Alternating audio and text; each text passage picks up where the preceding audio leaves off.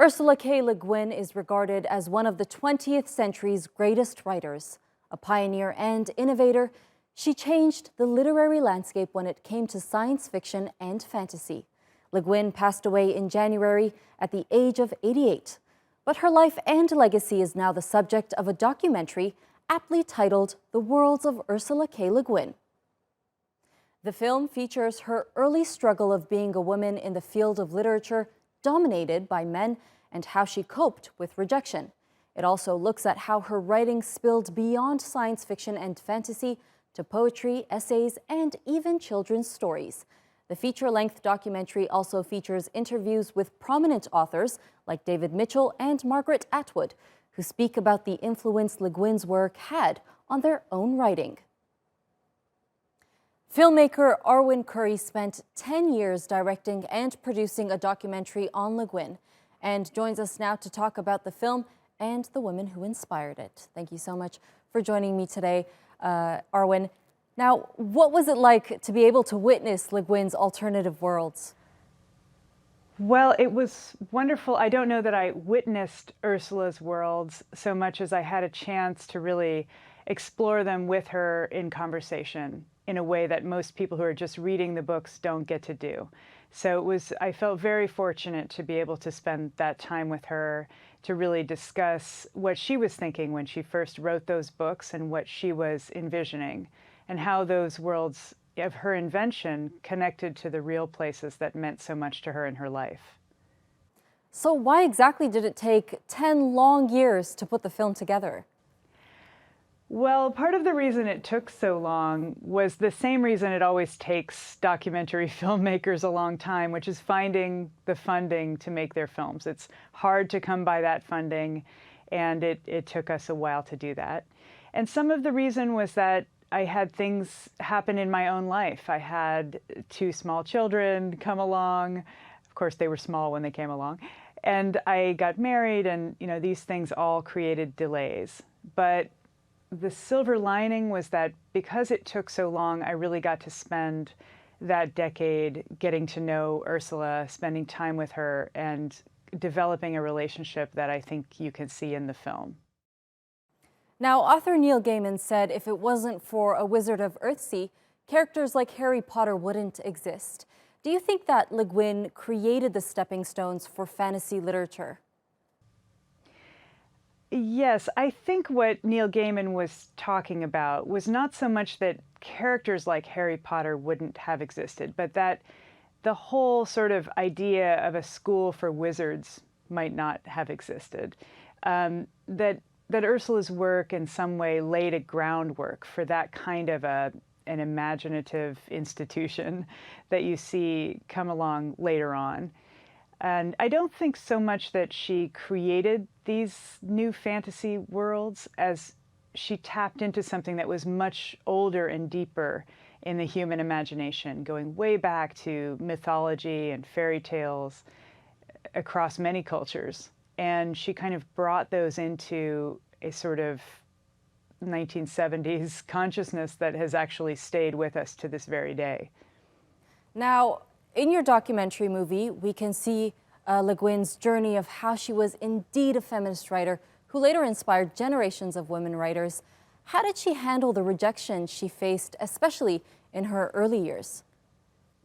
In the documentary, you can kind of see a young Ursula Le Guin struggling to get published in the kind of mid-1950s, going forward into the 60s, early 60s. And the publishers didn't really know what to make of this work that she was putting out there. It was fantastical and strange and a little bit off from what they were used to reading, but they could also see how skilled she was. And what's so remarkable about her, one of the many things, is that she persevered, even though she wasn't really understood. And she waited until she found a place, a niche where she could get published. And she kind of expanded her own imagination from that place. So that place happened to be science fiction and fantasy. She didn't necessarily think of herself as a science fiction writer at that time, but that genre fiction world was the place where she had the freedom to write the kind of strange and beautiful things that were coming into her mind. So basically, she stuck with it until she did, come to a place where she could be appreciated. Now, Arwen, while filming your documentary, you followed Le Guin to the places which inspired her fantastical worlds. What was it like seeing firsthand the different birthplaces of her novels? It was really wonderful to go to all those real places with Ursula when we were filming the documentary. And what I learned from speaking with her, and she's spoken about this, is that these real places that meant so much to her often inspired the fantastical worlds that you encounter in her literature. So we went to the desert in southeastern Oregon, which is one of the most unpopulated places in the whole country of the United States. There are wild horses there and ranches and sagebrushes.